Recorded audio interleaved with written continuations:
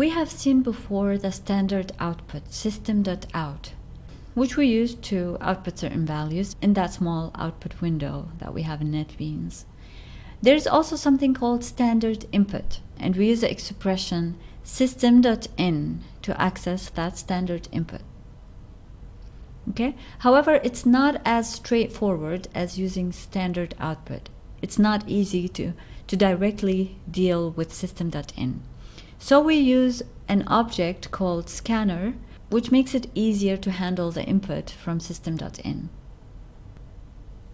And the way we do that, for now, you just need to memorize this expression for creating an object of type scanner. So the way we do that is typing the name of this class, which is scanner, and then you can give it a name. So again, we're just creating a variable of type scanner.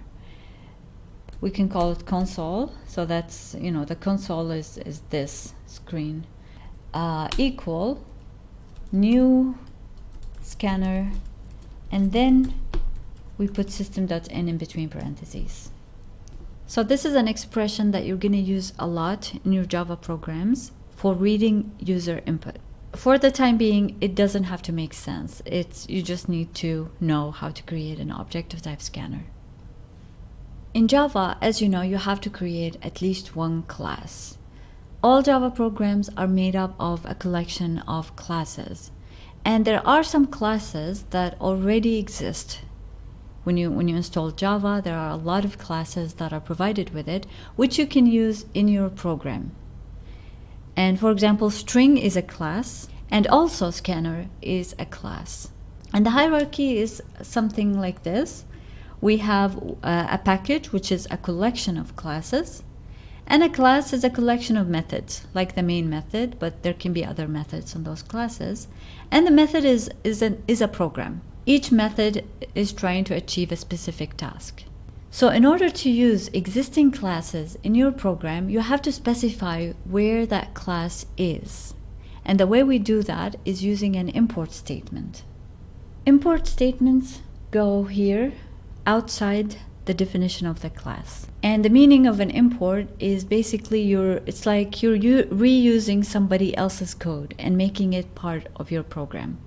So scanner is stored in a package called java.util. So you can import it this way. Okay?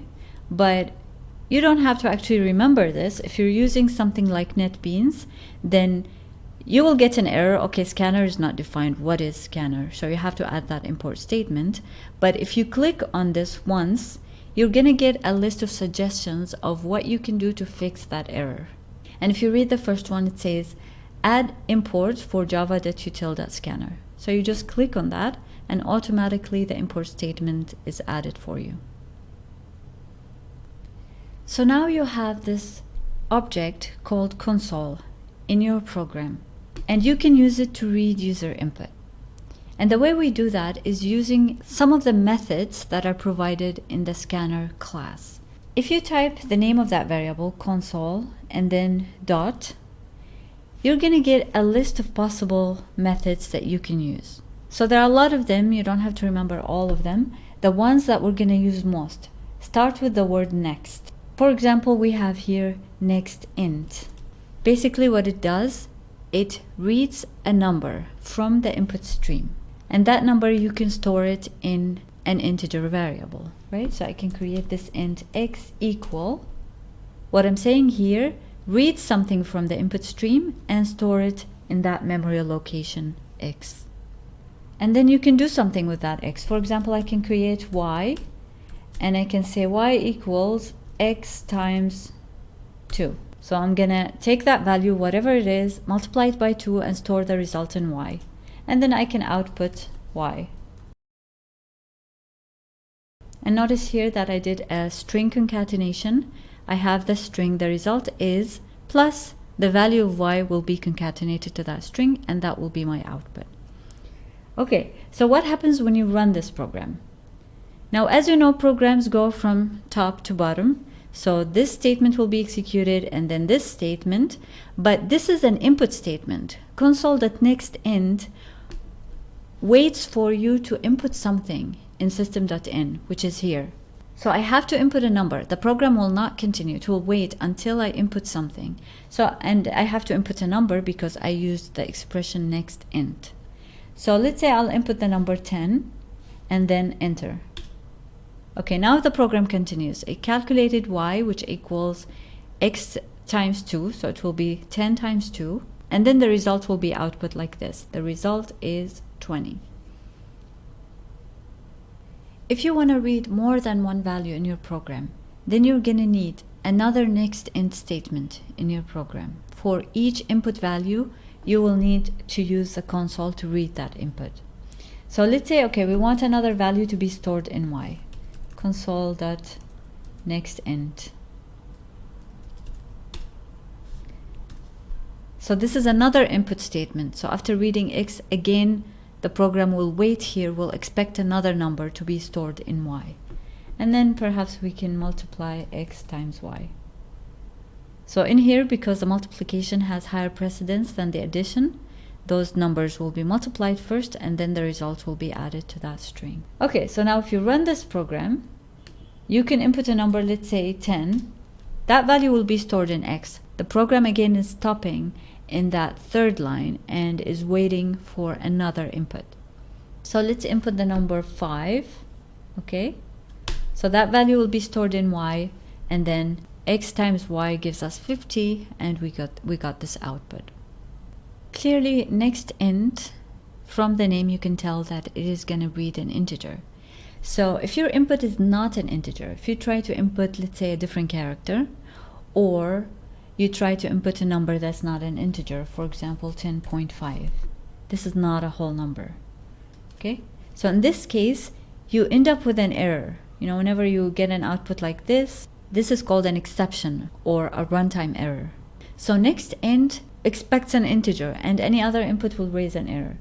If I type a or a word hello, I got an error. I have to input a number. Okay, so if you want a different kind of input, you have to use different methods, not next int. If I want a floating point number, I can use another method called next double. And while you're typing that method, you might get a description of what that method does. But of course, because this thing returns a value of type double, and that value will be stored in x, so x has to have the capacity to store a value of that type, so we have to make it also a double. Okay, now if I run this program, I can input something like 10.5, and for y I have to input an integer, for example 5. Now the result is also a floating point number, 52.5. Sometimes you want an input that's not even a number. You want something like a word. Maybe you want the user to enter their name, right? So you could have different types of input using other methods. Let's create this string name console.next. So just next with nothing. This will read one word. Okay, so up to any space, character, or enter. So now if I run this, the program has stopped here. It's waiting for an input. Now any word is valid. So I could enter my name, or if I input a number, let's say 10. Because that can also be stored as a string, you don't get any error. It just thinks that the name is 10. Now if I enter many words like hello world, it only took the first word, right? That's what the method next does. It reads only one word. So if you have a space, then that's another word. It's not going to be read by this method.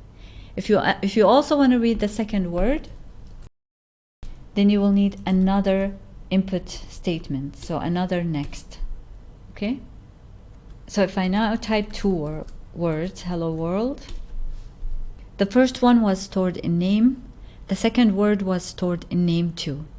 And here when I'm outputting them, I'm getting this. There's no space in between them because the space is not counted. The space is just used to know where the end of that word is. If I want a space in my output, I'll have to actually manually type it here. If I want to read the whole thing, the whole line, I can use another method called next line.